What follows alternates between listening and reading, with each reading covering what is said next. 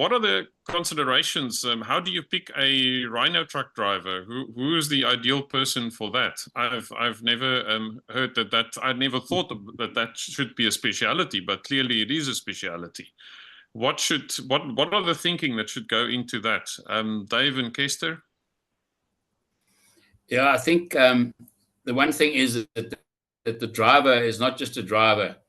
He's got to have empathy for the animals that he's transporting. So, he's got to keep in mind what he's got in the back of his truck. In other words, and a truck driver will know this, when an animal starts misbehaving in the back because it's uncomfortable for whatever reason, it's bashing, he must know when to stop, when to intervene, and when to call for help as well. It's one of those things that these drivers have to do. They're carrying these pretty valuable cargoes. It's not just valuable in terms of monetary value, but it's the animal itself.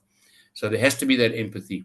And then the other thing as well is not just the driver, and I think that's where logistical planning comes into account, is choosing, number one, the route that you're going to be taking to make it easier on the driver and on the rhino. Therefore, the timing of the day that you're going to be traveling, whether it's in the heat or cold, trying to make it easier for the rhino either way.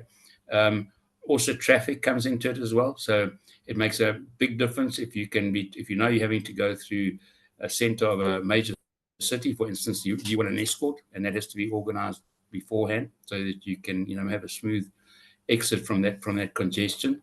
And again, the condition of the roads, it also makes it easier for the driver. You don't want to throw the driver in the deep end, and he suddenly has to be wading through some thick sand and getting stuck, and etc. So that's all planning and preparation and logistics that go into it. I think Dave has probably covered most of that, but you do need to do a travel plan before you start. You need to try and have enough planned stops. That typically with rhinos, the first hour is critical because rhinos recycle.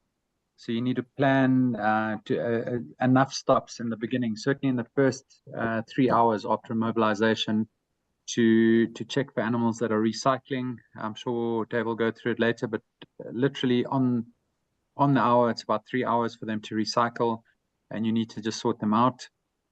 And then have planned stops, every few hours, and try and work that out. So somebody needs to travel the route and make sure that all of that is done.